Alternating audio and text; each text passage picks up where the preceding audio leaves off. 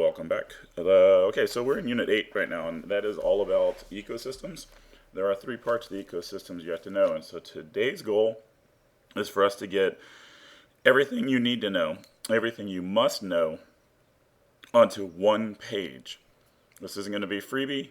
You're not going to be able to just like write this down and remember it. You're going to have to study it some. So let's get into this. There are three parts. You can see they're all here, 612, 612, 612. Essentially, you need to know what biotic and abiotic factors are.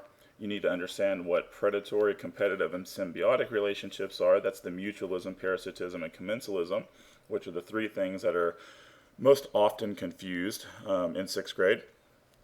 And then the last one is you have to understand the hierarchical organization of organism, population, and community within an ecosystem. That's just like the tiers, like tier 1, tier 2, like the levels of the organisms and how they're made up. So our goal is to fit this all on one page. So we're going to turn to our first blank page. I am going to be able to fit this just on one side.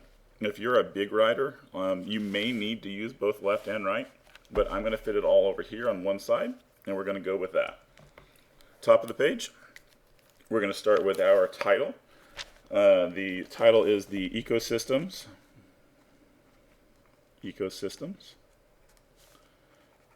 And that is apostrophe S. The ecosystems. I was going to say need to know. But that is not right. Need to know is not right. This is the must. The ecosystem must knows. I'm going to be dividing paper up. We're going to be organizing things and writing all about it. So just know you got to kind of stick with me with the size that I'm writing in, or it won't fit on one page in your journal. So here we go. First up, on the right-hand side over here, we're going to do a couple definitions. We're going to define biotic. We're going to define biotic. So right here, I'm going to write biotic.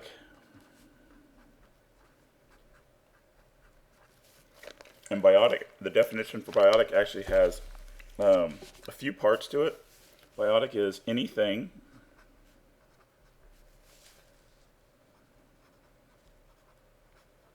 that is alive.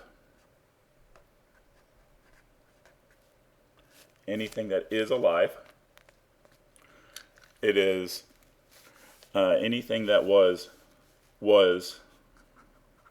once alive. So that would be like your log in the forest that's on the forest floor.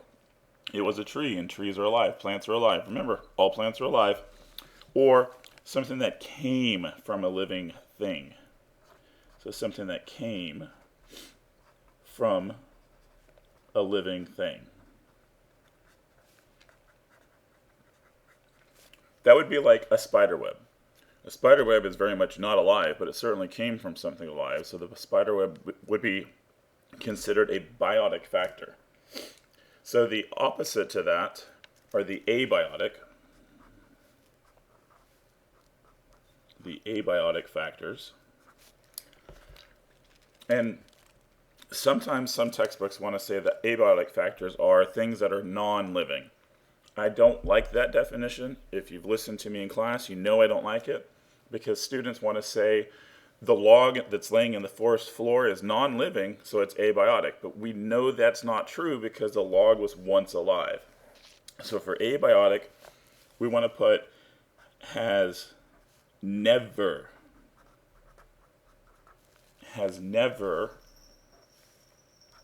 been alive.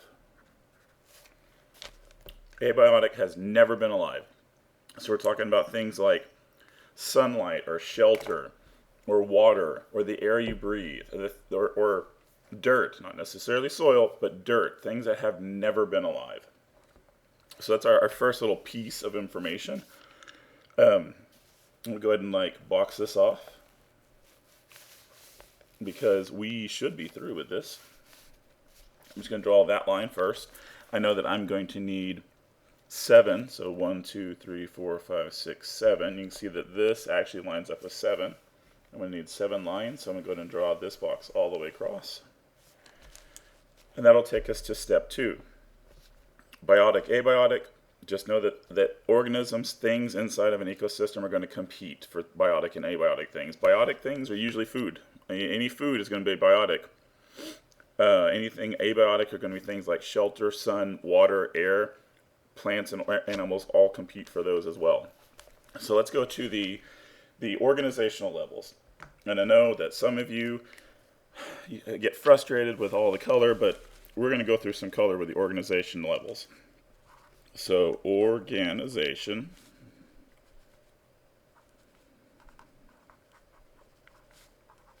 levels. Now, you know about these from work and class and the textbook stuff that you've been doing. You know that there are multiple levels. There are actually 6 levels, but you really only have to understand the first 4. Outside of that, it starts to get so big that it's not going to be something that you have to worry about right now, but you need to know they're there. So our first level, our level 1 is an organism.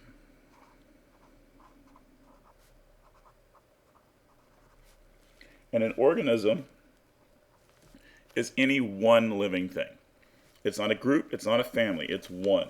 So this is one living thing. This is like a dog, a cat, a tree, a human. One living thing. Going up one level, or down, if you're picturing a pyramid where the top is the smallest, so I guess we're going down one level from organism. Our number 2 spot, you should know because this should be kind of review. This is the population.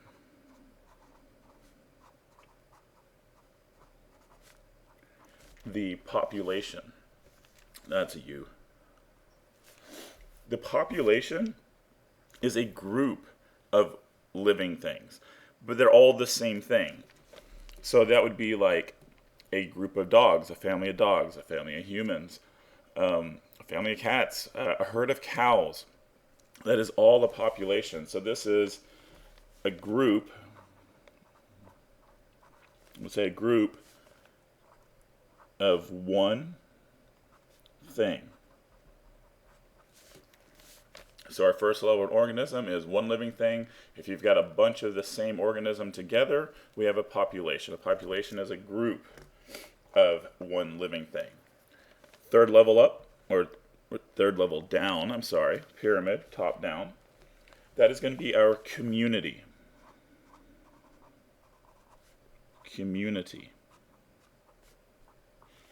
So now we have one living thing and then a group of one living thing. And if you have several groups or several populations, several groups of things living in the same area, you end up with a community. That means if we're talking about your neighborhood, all the dogs in your neighborhood is a population. All the cats in your neighborhood is a population. All the people in your neighborhood is a population. All of the oak trees in your neighborhood are a population. If you combine the humans, cats, dogs, and oak trees, you get a community because it's all living things that are all living in the same area. So a community is a group of populations. A community is a group of populations. So continuing our way down the pyramid, our fourth level is what we call an ecosystem.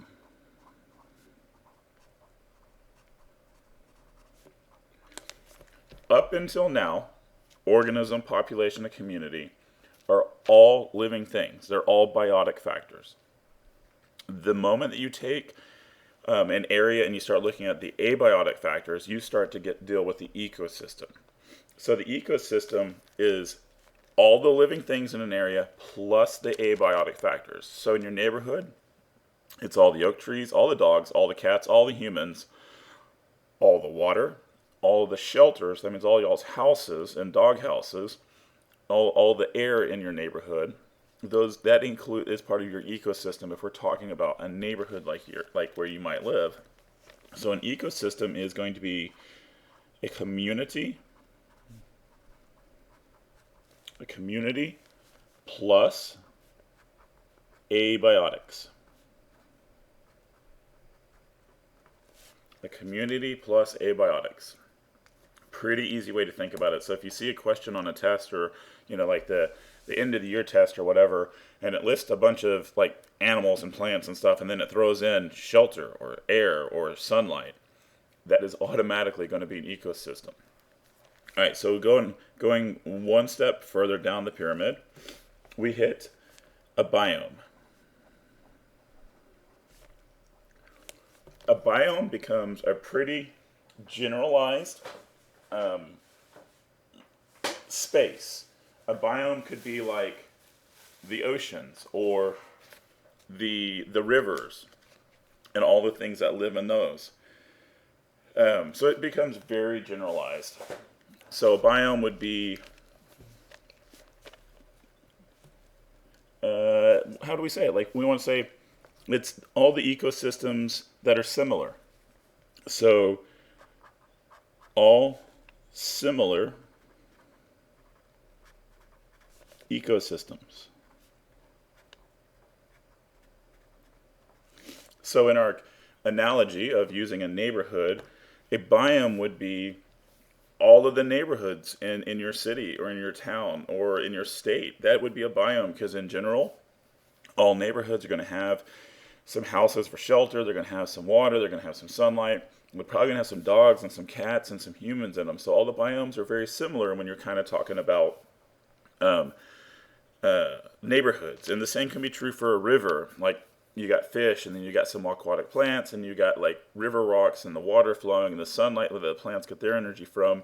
But all river environments are pretty similar. And so that takes us to the bottom of our pyramid, which this one is really easy. That is the biosphere.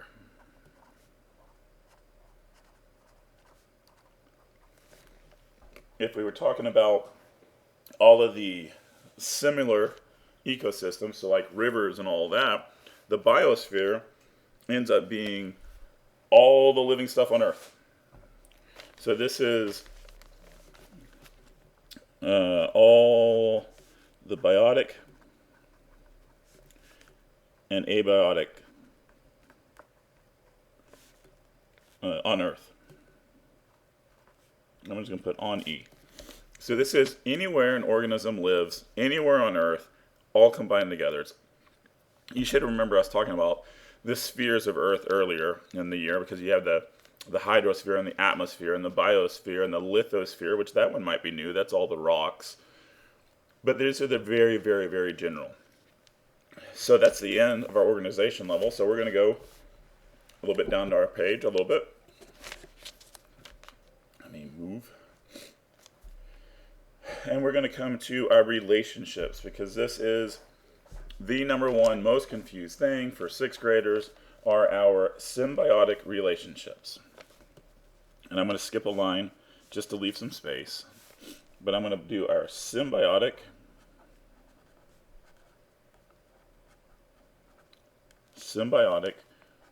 relationships.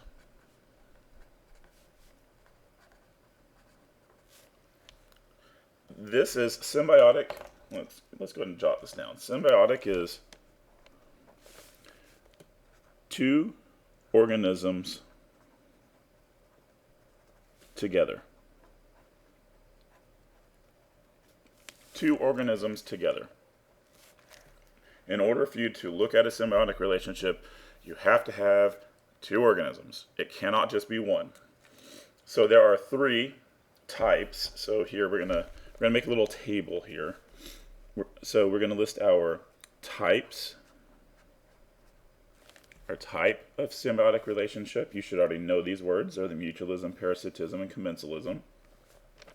And then we're going to look at organism 1.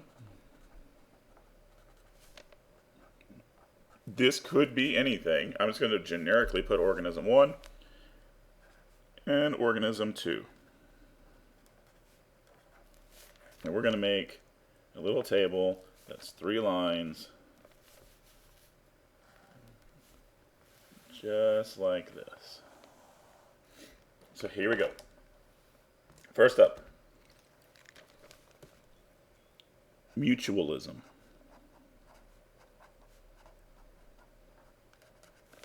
Mutualism.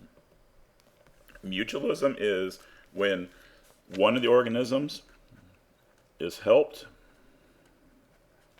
and the other organism is also helped. This would be like the little bird that's hopping around inside a crocodile's mouth, like picking out all the stuff between their teeth. That crocodile could have a tasty little snack by smacking that bird, but it doesn't, because the bird is cleaning its teeth. The bird gets food, the crocodile gets healthy teeth, and the crocodile can go hunt the big stuff like the water buffalo and things like that instead of the little bitty bird. So there's a mutualistic relationship because both organisms are helped. Our second relationship is going to be the one that can be kind of gross. This is the parasitism.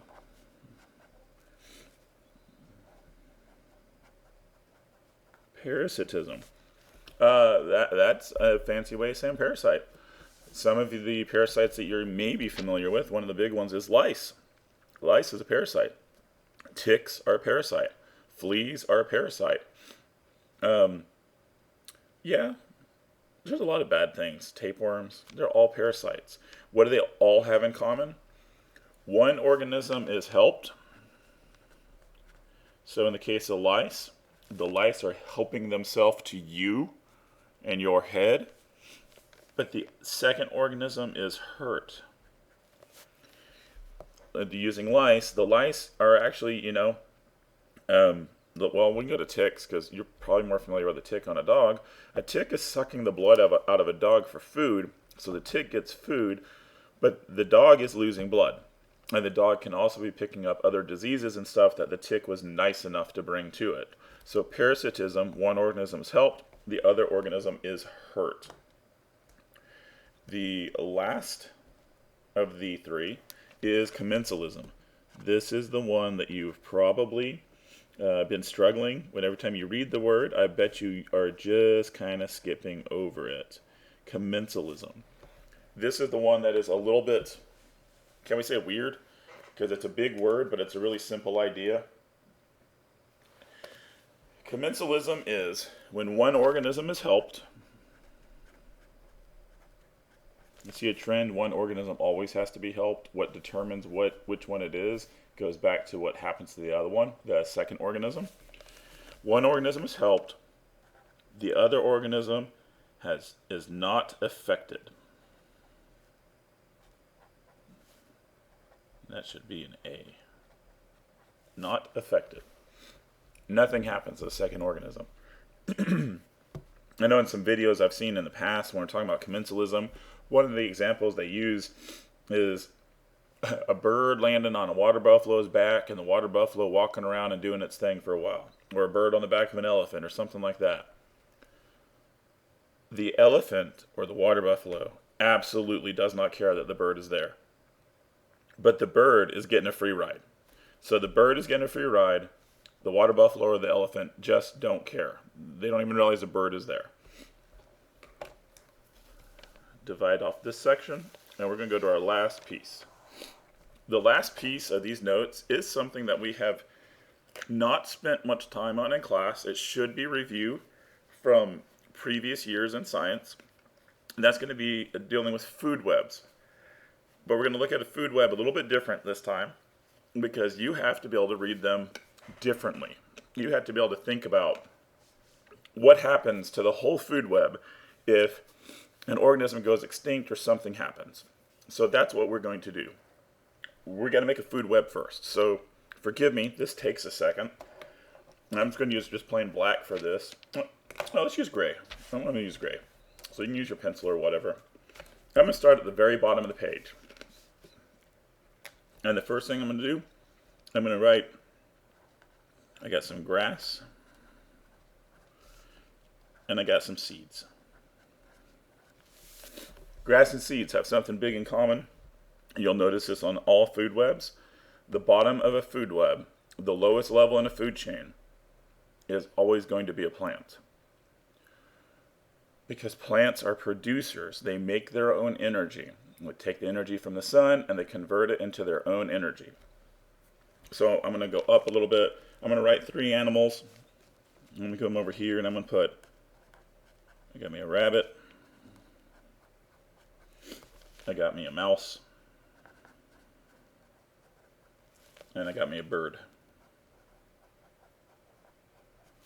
Sorry, when I was thinking about the little bird in this food web, I'm thinking like the little bitty tiny sparrows that be in the front yard or whatever that barely clear the grass.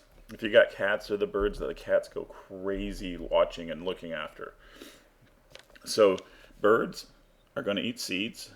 So I'm going to draw an arrow going to the bird. The arrow points to the thing that eats the other.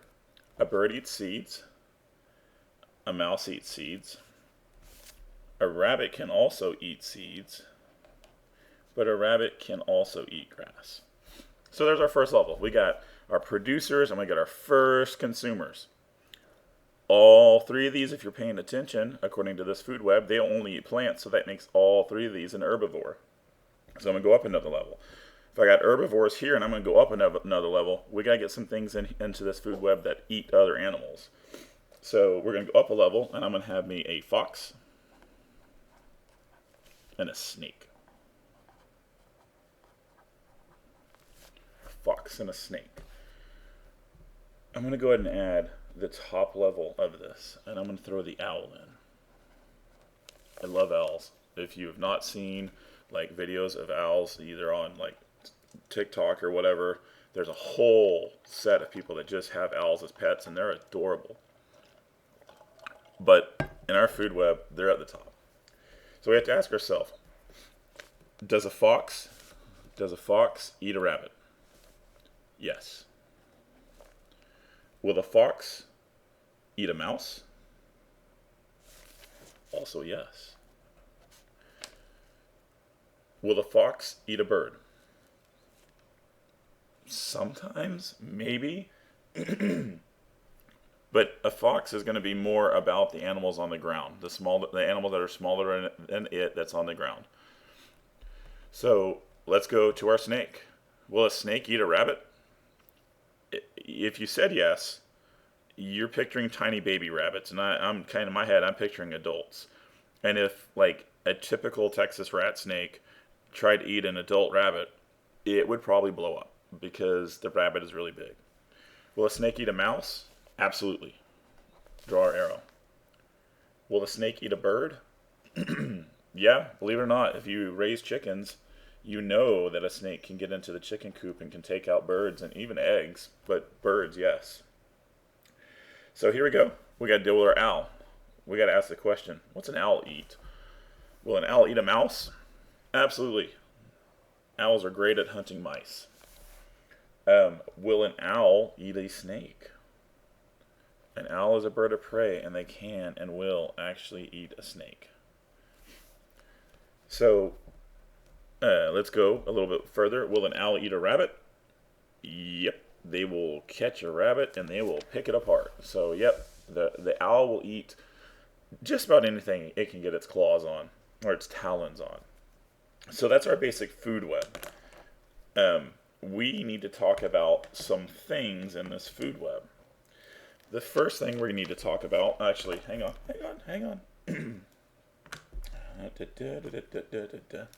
Food web. We'll put that in later. So competition.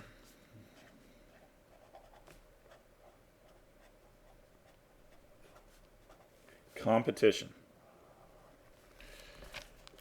If organisms are competing for something, that means more than one organism needs or wants that thing. So in the case of our food web, we have some competition going on. That competition is all about food. So competition is multiple organisms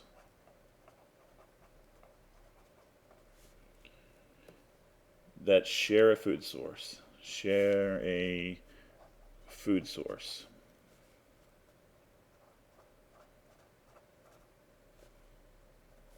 So in our example, we're going to look at the rabbit. Notice I'm using the same color. Competition's in blue. The rabbit is eaten by the fox and the owl. So the fox and the owl actually compete for food, compete for the rabbit as food. If something happens to the number of rabbits, something will likely happen to the number of foxes and owls. And we're going to talk about that over here in just a second. So just know that the fox and the owl both compete. They both want those tasty little rabbits. So our example, EX, that's abbreviation for example, is owls and a fox compete to eat rabbits.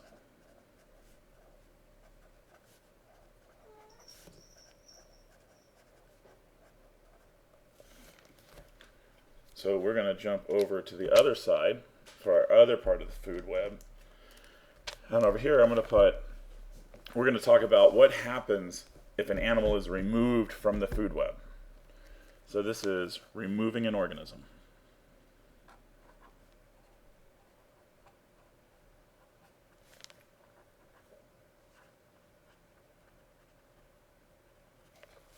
Removing an organism. So in our case, we're going to remove the snake. We're going to talk about what happens if we take the snakes out of the food web. If there are no snakes, snake's the only thing eating the bird. What do you think what's going to happen to the number of birds? Is the number of birds going to go up or is it going to go down? Same question. The snake eats mice. So what will happen to the number of mice if snakes are no longer around? Will it go up or go down? We got to look up the food chain too, though. The owl depends on the snake, but there's no more snakes, so what happens to the owl? So if the arrow points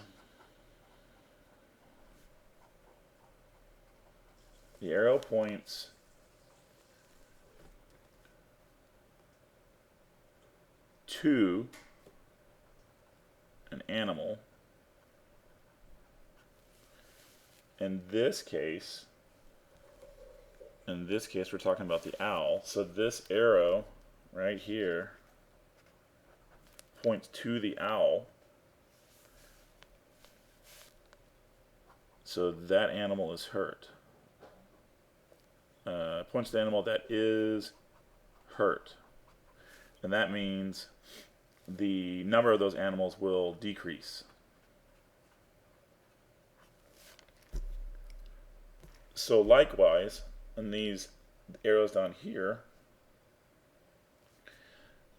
where the arrow points toward the animal that is hurt, or the animal that is no longer there, I should say, the snake, these two, the number of birds and mice, will actually go up because there's nothing left to eat it. So the arrow points away. The arrow points away from animals helped.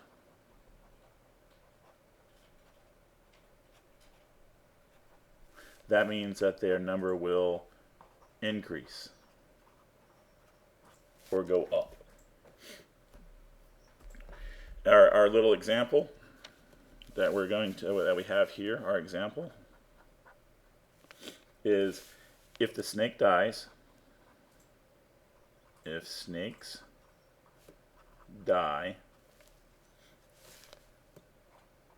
owls lose a food source,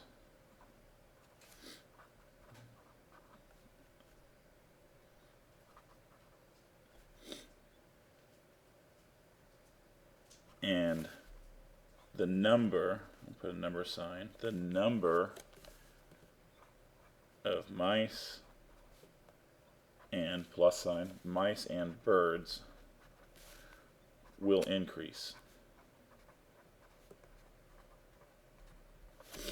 So in the case of our food web, if we take the snakes away, that means there's less things eating the bird and the mouse, and those two things will start to go up. The numbers will go up because there's less predators.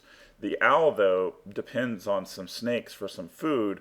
So unless the owl can replace all the snake it was eating with mice or with rabbit, the owls will start to die off too, and you'll see less owls.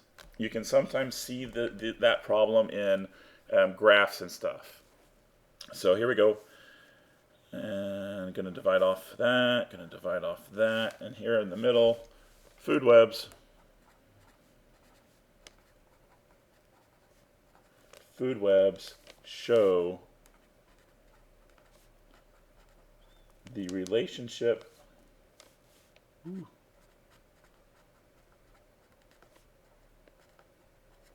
I don't say relationships of food.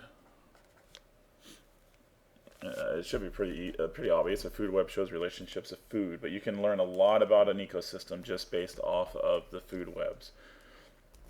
All right, so that's kind of the end of the notes. We have gone through all three major parts of the ecosystem's must-knows.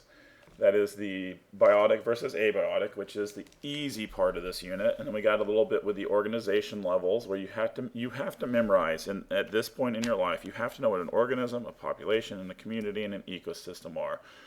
After that, the other two are easy, and you're probably not going to see them right now because they're too easy. They're too easy for you. And then we go into our three symbiotic relationships, which are two organisms living together, are mutualism, or parasitism, commensalism. You have to remember that mutualism, one organism is helped, and the other organism is also helped. In parasitism, one organism is helped, the other organism is hurt. In commensalism, one organism is helped, the other organism isn't affected. It doesn't care. It's just there. And then the food webs, you really just need to be able to look at a food web and know that if something changes with one animal, you need to be able to identify what other animals are affected and how they're affected. If you can do those things, you will do great. Until next time, adios.